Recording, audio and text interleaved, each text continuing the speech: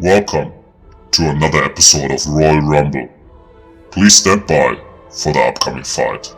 This time, the Dark Elves will face up against Dawi.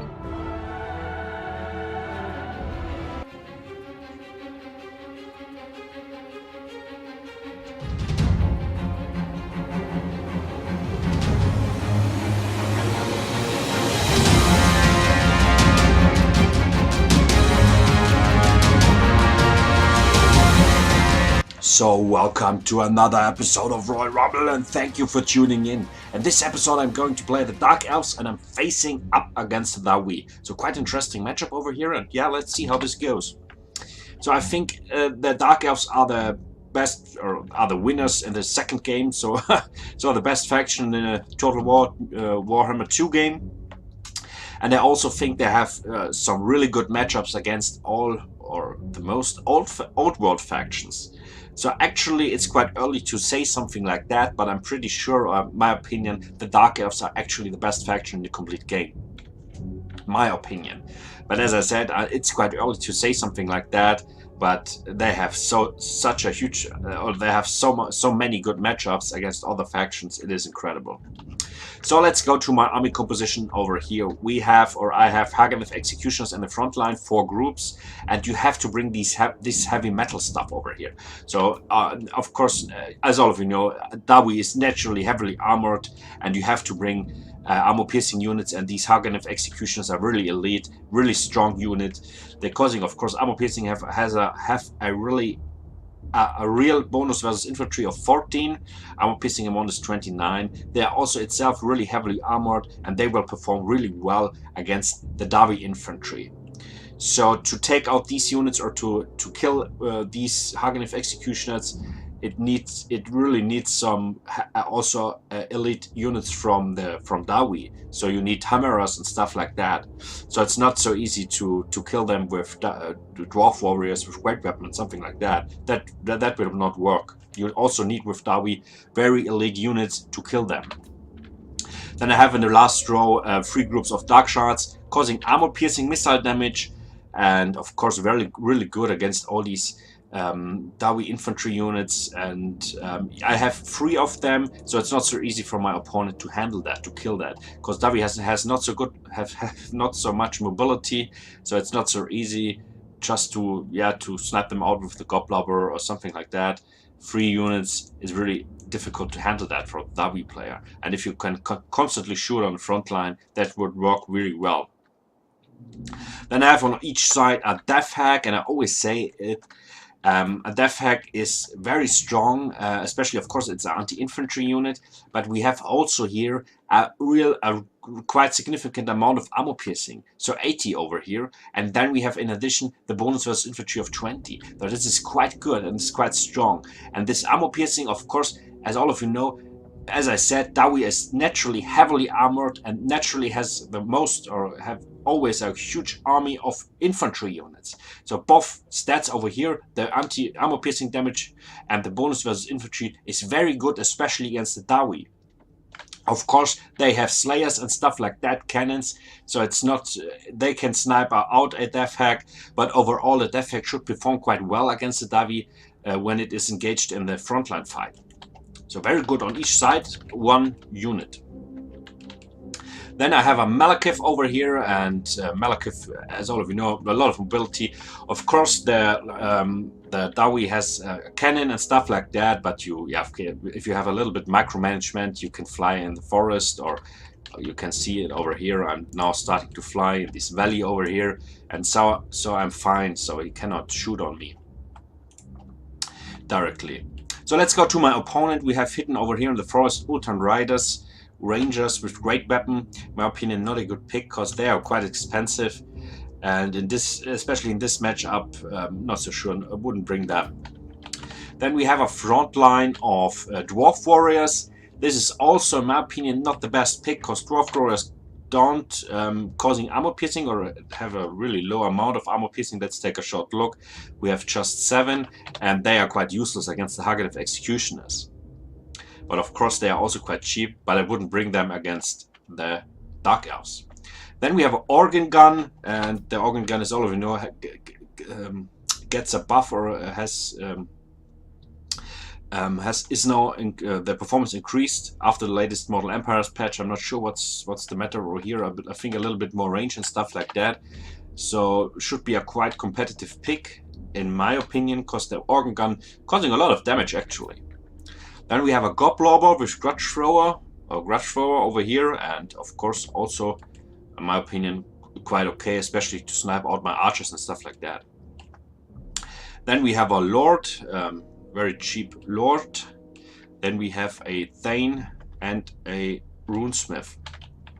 And in the last line we have more of this heavy metal stuff. We have Hammerers, we have Grumbling Guard, Longbeards with great weapons, and we have another group of Hammerers. And over here we have a group of Dragonback Slayers. So very good over here. So I like his backline very much. He has the heavy metal stuff, and this will perform quite well against my infantry. So let's start over here, and you can see of course he started shooting, and we both deployed on the higher ground, also quite interesting. So I thought he would deploy on the lower ground, but no, he also deployed on the higher ground, and so we are both fighting over here on the top. So I started with my Malekith to fly around or fly in this valley over here, so he cannot shoot directly on my units. And of course the plan is always with a Malekith on a Black Dragon to cause some harass damage in the beginning. And my plan was to snipe out the organ gun or the Grudge Thrower, in fact, that I will not get so much damage.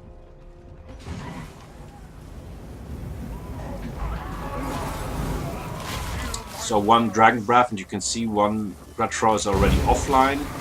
Now some chill winds going down at the front line.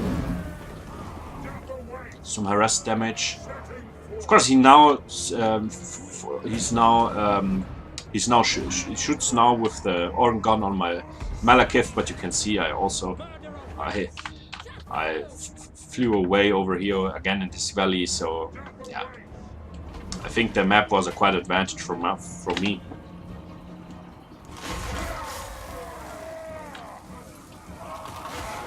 So we have now the charge in. And the Death Hack, can really make short process with these Dwarf Warriors over here. And also the Haggadah Executioners, of course.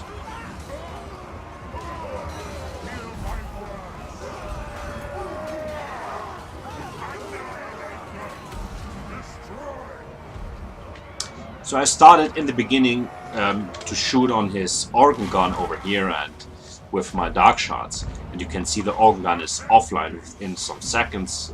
It is completely destroyed. And also here you can see the first Dwarf Warriors route off. They get really fast massacred from the Haggadah Executioners, everything route off over here. But over here is a wild fight going on. And yeah, my Death Hack is in here, but also his Rune Lord and his Lord. Or his Thane. Chillwind, and I think Chillwind actually don't damage the Dawi so much, the Dawi infantry, because the Dawi infantry, as I said, is very heavily damaged, and Chillwind is not causing so much damage to armor piercing damage. I think you can see quite good management over here. Directly sent the Dragonback Slayers after my Death Hack. My Death Hack is quite heavily damaged, but we have 32 kills over here. But this, as I said, this Death Hack took a lot of damage from of course, also from the Slayers. But the other Death Hack is quite healthy. And now I started to charge in with my Malekith to kill this Lord over here. So I was able to also on this side to force everything off and to get the control on this side. So I think it was not enough. We can also see the Hammerers over here route off. And I think the Hammerers also get a lot of damage from the Death Hack over here. And Death Hack is also causing fear and terror. And I'm not sure the Hammerers, if they are immune to psychology. So it's always good to bring a Death Hack, because, as I said, it's causing fear and terror and a lot of damage.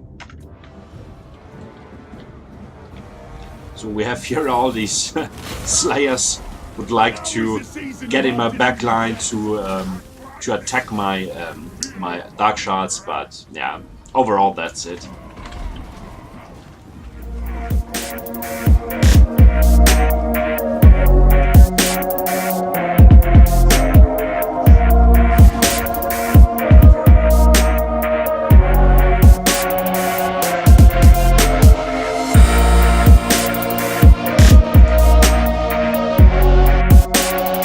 So quite short game, but also quite interesting. So overall, as I said, you need heavy metal stuff against the Dark Elves. Don't bring any Dwarf Warriors. It is not enough, even with great weapons. It is not enough. Hammerers are really good, and the Hammerers are better now in the new patch, because the Hammerers are cheaper now. I think you can deploy them from 1100 or 1100 or stuff like that. I'm not sure, but they are cheaper, and this is quite good. So you bring more Hammerers with your army. And yeah, from my side, you need Haganeth Executioners. I think there is no, you don't have a other choice. You need them because you need the armor piercing. The Dark Shards are really good, perform always really good, especially against armored units.